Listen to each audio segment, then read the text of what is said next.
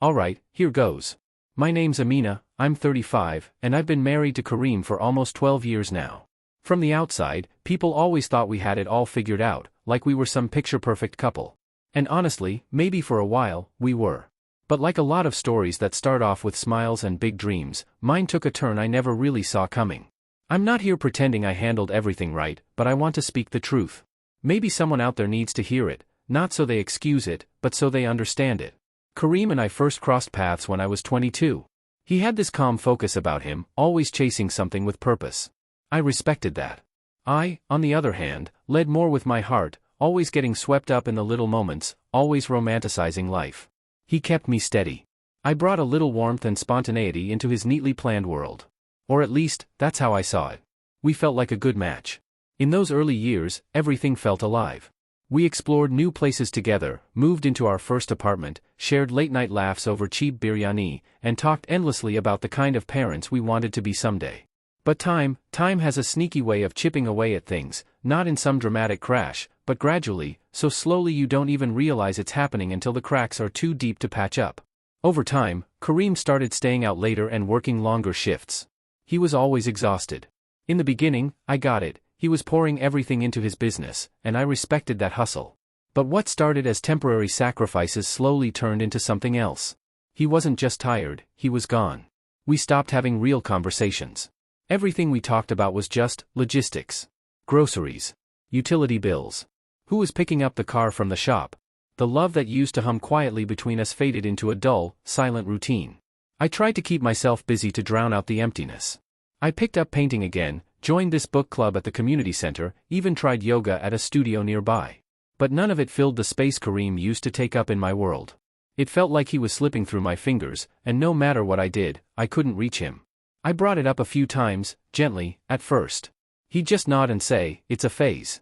We're both stretched thin. It'll pass." But it didn't. And then came Ronnie. We'd been close back in our university days, but after I got married, we lost touch. Life happened. But one afternoon, I bumped into her at this little open-air market near Noor Avenue. She looked just like I remembered, carefree, always wearing something bright and bold, like her spirit hadn't aged a day. She wrapped me in a hug like no time had passed. After that, we started grabbing coffee now and then, catching up like we were making up for all those years in between. She was going through a rough breakup and had come back to town for a bit, crashing at her cousin's place while she figured things out. I offered her the spare room at my place for a few weeks, just until she found something of her own. Kareem didn't really say much about it, honestly, I don't think he even noticed. He was barely around. And to tell you the truth, Ronnie brought life back into the apartment.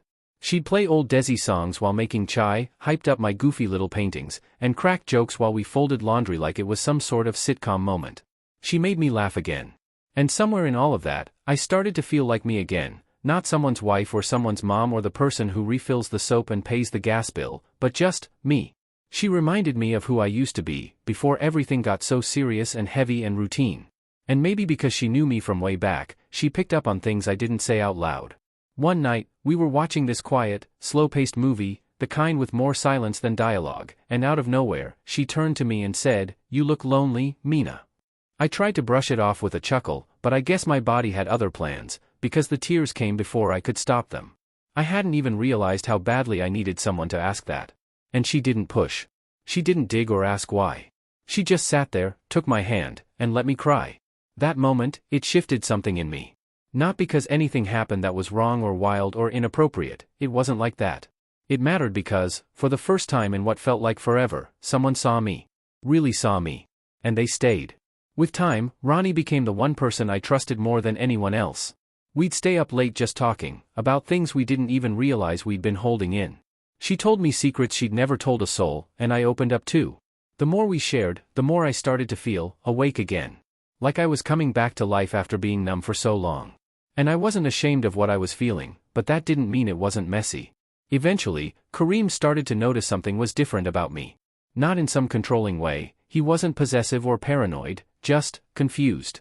One night, while I was folding towels in the hallway, he looked at me and quietly asked, "Are you happy?" I froze for a second. Then I nodded, because I didn't know what else to do. But the truth? I had no idea. I felt happy and guilty. Free and trapped. Like I was finally breathing but holding my breath at the same time. Not long after, Ronnie found her own little place, a one-bedroom flat just 10 minutes from mine. She moved out, but we didn't drift apart. If anything, we only got closer. I'd go over to her place more and more. Sometimes we'd just sit there, not even talking, just existing side by side. Other times, we'd walk for miles, rambling about anything that came to mind. I wish I could say what happened next was one huge, dramatic decision, like a switch flipped or something. But that's not how it went. It was slow. Quiet. A string of tiny moments, each one pushing me a little further across a line I hadn't planned on crossing. I kept thinking I wouldn't let things go too far. A text that lingered longer than it should have. A look that lasted a beat too long. A hug that felt like it meant something more, but I didn't let go right away. I kept telling myself, we're just friends. That's all it was. But deep down, my heart already knew that wasn't true. One evening, it was raining pretty hard, the kind that taps against the windows and makes everything feel a little heavier. I was sitting in Ronnie's kitchen, staring into a mug of ginger tea I hadn't touched. She was wiping down the counter when she looked over at me and said, "Do you ever feel like you're living someone else's life?" And I nodded. I did. More than I wanted to admit. Then the words just came out before I could stop them. I don't think I love Kareem anymore. The second I said it, I felt this sharp guilt cut through me. Like I had betrayed him. But then again, I wasn't sure if I was betraying him or betraying myself by staying in something that had stopped feeling real a long time ago. Ronnie didn't say anything dramatic. She didn't pressure me or give me some emotional pep talk. She just listened, like she always did. But the more time I spent around her, the more I felt this quiet pull toward something I couldn't explain. And it wasn't just about her. It was about me. About finally chasing the version of myself I'd slowly lost over the years. Still, I didn't just walk away. I tried. I really did. I started conversations with Kareem. I suggested little road trips, brought up random memories, even asked about work, his goals, his dreams, anything that might spark something again. But every time, it felt like I was throwing a rope into a well and waiting for it to catch on something that wasn't there anymore. He answered me, polite but distant, like he wasn't sure how to handle the sudden shift in my attention. It was clear from the way he spoke, a bit puzzled, like he was confused about why I was asking these questions. One night, I asked him, "Are you happy with me?" He blinked, surprised, then said, "Of course. Why wouldn't I be?" That was all I needed to hear. It wasn't a lie. He wasn't being dishonest. He was comfortable. He was stable. But he had no idea how far apart we had drifted. How much the gap had widened without either of us noticing until it was too late. I didn't want to hurt him. I didn't want to be the reason our marriage fell apart. But at the same time, I couldn't keep pretending, couldn't keep living in the shadows of what used to be. I owed him and myself the truth. And once I accepted that, everything started to unravel. That's when it hit me, that night when I finally admitted to myself that I didn't love Kareem anymore. I barely slept that night. I just lay there beside him, listening to the rhythm of his breathing, staring at the ceiling. I kept thinking about how something that once felt so full of promise and warmth had turned into this. Distant. Hollow. There was no big fight, no clear betrayal, no moment I could point to as the reason. It wasn't a single thing, it was years of silence. Years of little things stacking up until they built a wall between us, one tiny, unnoticed brick at a time. The next morning, Kareem left early for work, just like he always did. I sat alone at the kitchen table, nursing my coffee, my eyes glued to my phone but seeing nothing at all. My heart felt heavy, but not for the reasons I expected. It wasn't because of what I had done, but because of what I had become.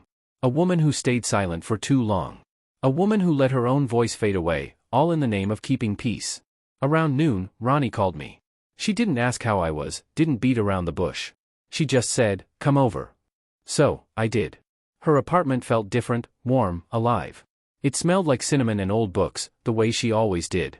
She didn't ask me anything when I walked in. She just poured me tea, sat beside me, and waited.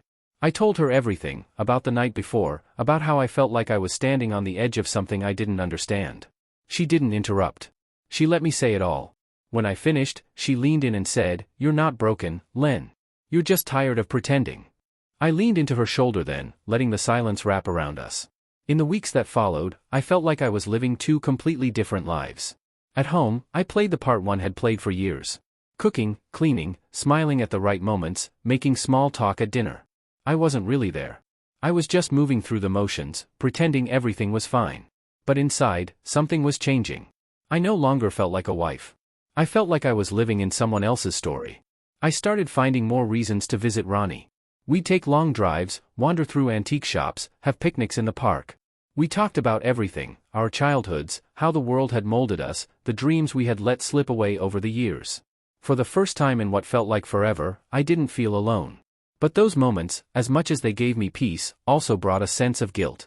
I wasn't doing anything wrong, not in the obvious sense. There were no lies, no secrets. But emotionally? I had already stepped away from my marriage. I hadn't said it out loud yet, but every time I looked at Kareem, the truth felt like a weight pressing down on my chest. Then came that Sunday morning. The one that changed everything. Kareem was making breakfast. One of those rare mornings when he didn't have to rush off to work. He handed me a plate of eggs and toast, kissed the top of my head, and said, "You've seemed happier lately. Did something change?" I froze. He said it like it was just a casual observation, like he was proud of me for being in a better mood. But the moment it left his lips, I felt the weight of everything we'd been avoiding.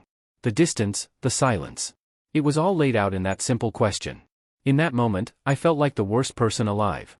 I nodded and mumbled something about getting back into a routine, but my hands were shaking uncontrollably. That night, I locked myself in the bathroom, sitting on the floor, trying to steady my breathing. I stared at my reflection in the mirror, and for the first time in years, I didn't recognize the woman looking back at me. She seemed older, weighed down by something, but there was something else there, too. Something that almost looked like courage. The next day, I called my sister. We hadn't been close for a while, but I needed someone to talk to who wasn't tangled up in the same mess I was. I told her everything, carefully leaving out some of the deeper emotions, but still being honest about the situation. She didn't judge me. She just said, "You have to do what's right for you, but don't wait too long.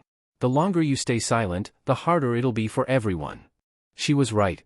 I spent the next week writing a letter to Kareem. Not because I couldn't face him, but because I needed the space to say everything I couldn't find the words for in person. I needed it to be right. I told him how grateful I was for everything he had done, for the years of stability, for the home we built together, and for the memories we shared. I also told him that I had changed, that I had tried for a long time to save our marriage quietly, but I could no longer keep pretending. I didn't mention Madeline in the letter, that part wasn't relevant. Not yet, anyway. I didn't want to turn my pain into accusations. I left the letter on his nightstand one morning before he woke up and headed straight to Madeline's. I had no idea how he would react. Honestly, I wasn't even sure I was ready to hear it. That evening, when he called, his voice was calm, but there was a heaviness there. "Can we talk?" he asked. So I went home. We sat at the kitchen table. He'd read the letter twice. He said he didn't yell, didn't cry. He just looked tired. "I wish you had told me sooner," he whispered. "Maybe we could have fixed it." "I tried," I said softly. "I didn't know how." He nodded, like he understood, even though it hurt. We talked for a long time.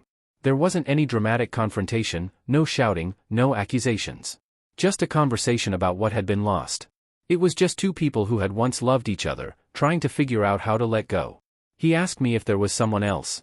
I hesitated, then said, "There's someone I care about." It was the truth, but I made sure to add, "That's not why this happened." He nodded, and that night, I slept in the guest room. The silence in the house felt different now, not heavy like before, but sad in a way that was almost peaceful. It was like after a storm when the rain stops, and all that's left is the quiet sound of water dripping from the roof. In the days that followed, we agreed to take some space. Dominic moved in with his brother, and I stayed in the house. We didn't talk much, but when we did, it was civil, quiet, respectful. We were both grieving, though in different ways. As for Madeline, she was constant. She never rushed me, never pressured me to choose. She simply held the space I didn't know I needed. But I also knew the time would come when I'd have to tell her everything, what she meant to me, what I hoped this could be. I was scared, not of how she'd react, but of starting over. Of building something new out of the remnants of what had once been. I was ready. But then something unexpected happened, and it changed everything again. I'll tell you about that next. The week after Dominic moved out was the quietest my home had ever been. No keys jingling at the door. By 6:30, there were no shoes left in the hallway. No hum of the television. Just me and the stillness, late into the night. I thought I'd feel free, maybe even relieved. But instead, it felt like someone had closed a door I didn't realize was already halfway shut. I wandered through the house aimlessly, sometimes running my fingers over picture frames, folding already folded blankets, standing at windows without really looking out. There's a loneliness that comes when you finally tell the truth. It's not guilt. It's just silence, a silence that doesn't echo back. I didn't see Madeline for 3 days. Not because I didn't want to, but because I needed to sit with what I'd done, what I had chosen, and what I wanted for the future. When I finally showed up at her apartment, she opened the door without saying a word and just held me. We sat together on her sofa. I told her everything, about the letter, about Dominic's reaction, and about the silence that followed. She listened, like always. Then, she reached over and took my hand. "I'm proud of you," she said. Her words felt like a breath I'd been holding in for months. "I've been afraid," I admitted, "not of losing my marriage, but of not knowing who I am without it." She nodded slowly. "That fear's normal, but it's not permanent." We didn't talk about what came next. Not that day, and not the day after either. It wasn't about rushing into something new. It was about understanding the ground we were standing on.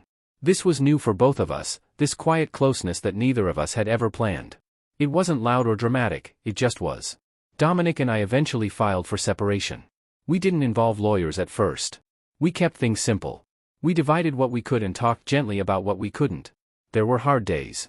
Of course, he had questions, moments of anger, moments of silence. But beneath it all was something strange. Respect, maybe even mutual understanding. "I'm not angry," he said one night on the phone. "Just disappointed in both of us." I couldn't disagree. I never told him about Madeline in detail. Maybe one day I will, if he ever wants to know, but at that time, he didn't ask again, and I didn't offer some truths. Not everything needs to be dragged out into the open until it's ready. Madeline and I grew closer, but carefully. She never once made me feel pressured. We were two women who had found comfort in each other's company, and we protected that space. We took walks through quiet neighborhoods. We cooked together. We talked about childhood memories, old movies, and random things, like why we both hated the sound of ticking clocks. It wasn't about romance. Not right away. It was about rebuilding parts of ourselves that had gone quiet in other relationships. Parts we didn't know were still alive. About 2 months after my separation, Madeline and I took a weekend trip to a small coastal town neither of us had been to before. It rained most of the time, but it didn't matter. We sat in a little cafe on the second day, watching the storm outside while drinking coffee that was too hot to sip right away.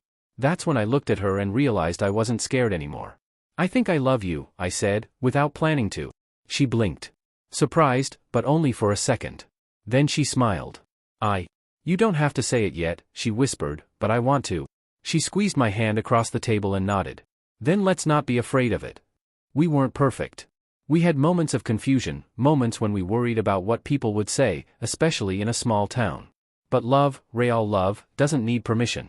It just asks for honesty, and that we already had, months past.